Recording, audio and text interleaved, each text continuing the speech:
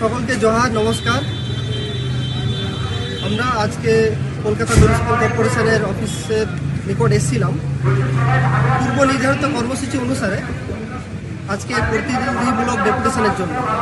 আমরা এখানে আছি পশ্চিমবঙ্গ আদিবাসী কল্যাণ সমিতির বিভিন্ন জেলার সংগ্রামী বন্ধুগণ এবং তার সাথে আছেন কলকাতা জেলা শাখার নেতৃত্ব এবং হুগলি, হাওড়া এই সব জেলা শাখার নেতৃত্বগণ আছেন এবং এর সাথে আমাদের সাথে আছেন সেই সমস্ত ডিপ্রাইভ ক্যান্ডিডেট, অর্থাৎ কলকাতা মিউনিসিপ্যাল কর্পোরেশনের আন্ডারে যে মেরিট লিস্টের উপর বেস করে আমরা কমপ্লেন জমা দিয়েছিলাম সেই সমস্ত বঞ্চিত ক্যান্ডিডেট, বঞ্চিত চাকরি প্রার্থী। তো আজকে এখানে এসে আমাদের এক তিক্ত অভিজ্ঞতার সম্মুখীন হলাম। আজকের দিন একটা পুণ্যলগ্ন, আপনারা সকলেই জানেন শহীদ বীর রঘুনাথ সিং এর জন্মদিন আজকে, এবং এই জন্মদিনের দিন আজকে আমাদের সাথে এখানে এসে যে অবস্থা কিংবা যে পরিস্থিতির সম্মুখীন হলাম সেটা আপনাদের সামনে তুলে ধরছি।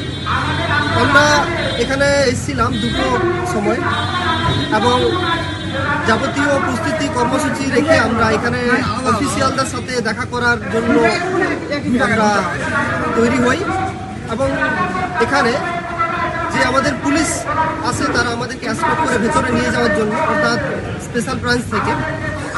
কিন্তু দফায় দফায় বিভিন্ন সময় দেখা গেছে যে তারা ভেতরের অফিসিয়ালের সাথে কথা বলছেন, কিন্তু আলটিমেটলি যে উদ্দেশ্যটা আমরা আজকে এখানে এসেছিলাম, অর্থাৎ আমাদের বক্তব্য তুলে ধরার জন্য, সেইটা কিন্তু ফলপ্রসূ হয়নি। বারে বারে কোনো মতেই অফিসিয়ালস যে পার্সনস আছেন, ভেতর আধিকারিক আছেন, তারা আমাদের সাথে দেখা করতে চাননি। তারা সেই সমস্ত পুলিশ অফিসিয়ালদের মারফত আমাদের কাছে খবর পাঠান যে আমরা কোনো মতেই কোনোভাবেই আপনাদের সাথে দেখা করতে চাই না, এবং ওনারা এই যুক্তিও দেন যে আপনারা নাকি প্রপার ওয়েতে আসেননি এখানে। তবে আপনাদের সামনে বলে রাখি, গত 12ই ফেব্রুয়ারি আমরা এক ইন্টিমেশন জমা দিই, এবং শুধু ইন্টিমেশনও নয়, আমরা ফিজিক্যাল ইন্টিমেশন জমা দিই এবং তার সাথে সাথে আমরা মেলেও একটা চিঠি পাঠাই, এবং সেটা একটা অফিসিয়ালকে নয়, 2-3টে অফিসিয়ালকে। সেখানে আছেন চিফ ম্যানেজার আছেন, সেক্রেটারি আছেন, অনারেবল মেয়র আছেন, ওনাদের প্রত্যেকজনকে মেল করা হয়। কিন্তু তা সত্ত্বেও আজকে আমরা এক সপ্তাহ পর আজকে 17ই ফেব্রুয়ারি আমরা এখানে উপস্থিত হই, কিন্তু আজকে উপস্থিত হওয়ার পর আপনারা দেখতে পাচ্ছেন যে কোনোভাবেই তারা আমাদের সাথে দেখা করলেন না। মানে এটা কতটা সত্যি লজ্জাজনক ঘটনা একটা, যে আদিবাসী সমাজের সাথে এই যে অবমাননা। এমনিতেই তো যে হাজারো লাখো পরিমাণে এসডিও অফিসিয়াল মারফত যে ফেক এসটি সার্টিফিকেট বেরোচ্ছে, প্রচুর পরিমাণে ফেক ক্যান্ডিডেট বেরোচ্ছে, সেটা তো কোনো মতেই থামছে না। উপরন্তু সেই ফেক ক্যান্ডিডেট যখন চাকরি পাচ্ছে, তাদের চাকরিটাকে বহাল রাখার জন্য সেই সমস্ত আধিকারিকরা এই যোগ সাজস করছেন। এটা কত বড় একটা চক্রান্ত এবং ষড়যন্ত্র, এবং তার সাথে সাথে পুরো আদিবাসী সমাজের একটা লজ্জার একটা ঘটনা। ন্যূনতম একটা সময় ওনারা দিতে পারলেন না, নাকি ওনারা ইচ্ছে করেই দিলেন না? কতই বা সময় লাগতো? আমরা তো এখানে মাস গ্যাদারিং করতে আসিনি, আমাদের একটা প্রতিনিধিমূলক ডেপুটেশন আমরা দিতে এসেছি। আমরা যে সমস্ত দাবি দেওয়া সেটা এটাই ছিল যে সেই মেরিট লিস্টে এনলিস্টেড হওয়া ফেক এসটি ক্যান্ডিডেটরা যাতে সেখান থেকে রিমুভ হয়, এবং সেখানে আমাদের যোগ্য যারা প্রার্থী তারা যাতে চাকরি পান। ঠিক এই কথা ওনারা শুনতে চাননি। এখন প্রায় 3 ঘন্টা অতিবাহিত হয়েছে। আমরা প্রচুর চেষ্টা করার পর শেষে আমরা প্রায় জোর করেই যে এই জায়গা আমরা কোনো মতেই ছাড়তে চাই না যতক্ষণ না পর্যন্ত আমরা অফিসিয়ালদের সাথে কথা বলতে পারছি, এবং তারই ফলস্বরূপ শেষে আমাদের 2 জন প্রতিনিধিকে ওনারা অ্যালাউ করেন যে ভেতরে কথা বলার জন্য। 2 জন প্রতিনিধি ভেতরে যাওয়া হয়। গিয়ে পর ওনাদের সাথে যে বক্তব্য আমাদের হয়, যে চিফ যে পার্সোনাল যে ম্যানেজার আছে ওনার পিএর সাথে কথা হয়, এবং উনি আমাদেরকে বলেন যে একটা গাইডলাইন্স মারফত আপনাদেরকে ভায়া MMICর চিঠির মাধ্যমে এখানে আসতে হবে এবং ডেপুটেশন দিতে হবে। এবং এই অফিসিয়াল যে প্রসিডিওর আমরা মানিনি বলেই ওনাদের বক্তব্য যে এই ডেপুটেশন ওনারা নিতে চাননি।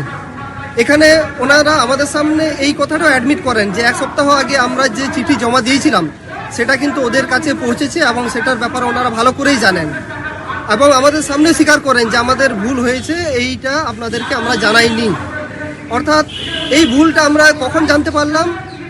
এই 1 সপ্তাহের পর এবং এই 3 ঘন্টার পর, 3 ঘন্টা বাইরে অপেক্ষা করার পর। অর্থাৎ এটা তো অনায়াসে ওনারা জানেনি আমাদের সাথে যে এই রকম একটা অভদ্রতামি কিংবা এই রকম যে আচরণ করা হচ্ছে, ওনারা তো প্রত্যেকটা জিনিস জেনে বুঝেই করলেন। এটা তো না জানার নয়। যদি ওনারা না করতেন তাহলে আমাদেরকে আগেই চিঠি মারফত জানিয়ে দিতেন, আমাদেরকে ওনারা মেল মারফত জানিয়ে দিতেন যে আজকে কোনো এক কারণে আজকে আপনাদের ডেপুটেশন আমরা নিতে পারছি না, আপনারা এই একটা নির্দিষ্ট দিনে আসুন, কিংবা আপনারা এই প্রসিডিওর বা এই গাইডলাইন্স মেনটেন করে আসুন। ওনাদের পক্ষ থেকে কোনো রকম কথা, কোনো রকম কিছুই আমরা পাইনি। তো আলটিমেটলি এটাই বলার যে এইভাবে অবমাননা দিনের পর দিন আমরা কতদিন সহ্য করব। আপনারা যারা দেখছেন এই আন্দোলনে, তারা আপনারা দেখবেন, বলবেন যে এই লড়াই শুধু এই গুটি কয়েক লোকের জন্য নয়। এই লড়াইয়ে যে কেউ এর অংশীদার হতে পারেন, যে কারো সাথেই হতে পারে। তাই এই লড়াইয়ে আপনারা থাকুন, সঙ্গে থাকবেন। আমরা কোনো মতেই এটা ছাড়ছি না।